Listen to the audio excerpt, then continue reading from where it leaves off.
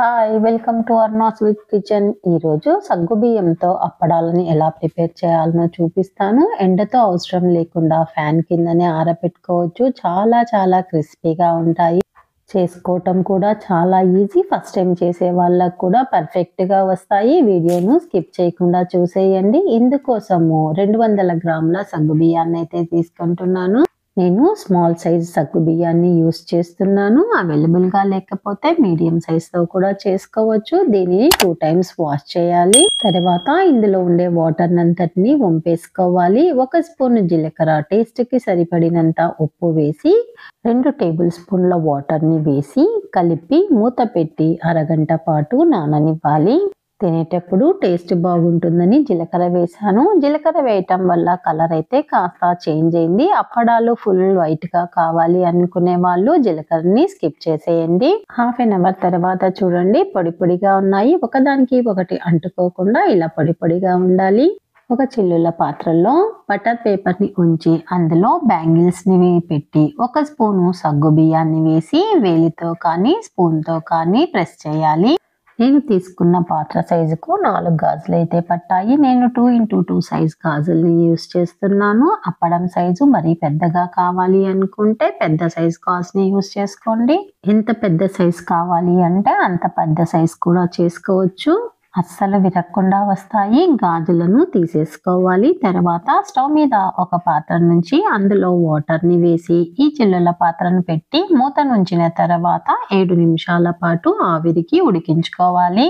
7 minutes తర్వాత మూతను తీసి butter పేపర్ని తీసేసి మరొక పేపర్ను పెట్టుకొని ఉడికించుకోవాలి. యూజ్ చేసిన పాత్ర వాటరు 2 హీట్గానే ఉంటాయి కాబట్టి నెక్స్ట్ టైం వేసే అప్పడాలు 5 నిమిషాల పాటు ఉడికించుకుంటే సరిపోతుంది. కాస్త చల్లారిన తర్వాత బటర్ పేపర్ నుంచి ఎంత ఈజీగా వచ్చేస్తున్నాయో చూడండి. వీటిని పాలిథిన్ కవర్ పైన కానీ లేదా కాటన్ క్లాత్ పైన కానీ వేసి ఆరబెట్టుకోవాలి.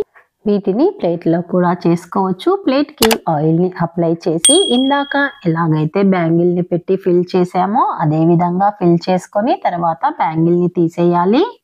స్టవ్ పైన మందపాటి పాత్రను ఉంచి అందులో వాటర్ని వేసి స్టాండ్ పెట్టి దానిపైన అప్పడాలు ఉంచుకున్న ప్లేట్ని పెట్టి మూతను పెట్టుకున్న తర్వాత 7 నిమిషాల పాటు ఉడికించుకోవాలి. తర్వాత పెట్టే ప్లేట్లను 5 నిమిషాలు ఉడికించుకుంటే సరిపోతుంది. మీకు ఎలా ఈజీ అనిపిస్తే అలా చేసుకోండి. ప్లేట్ నుంచి కూడా అప్పడాలు ఎంత ఈజీగా తీసేయొచ్చో చూడండి.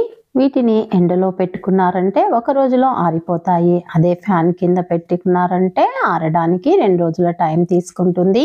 మార్కెట్లో దొరికే సగ్గు బియ్యం అప్పడాలు వేయించుకొని తినేటప్పుడు పంటికి అతుక్కొని పోతూ ఉంటాయి. అందుకు ఎప్పుడు కూడా నేను సగ్గు బియ్యం అప్పడాలను చేసుకోలేదు. ఫస్ట్ టైం ఇంట్లో చేసి చూశాను. చాలా బాగా వచ్చాయి. అందుకే పోస్ట్ చేస్తున్నాను.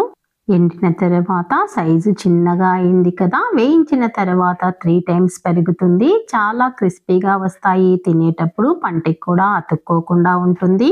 హై ఫ్లేమ్ మీదే వేయించుకోవాలి.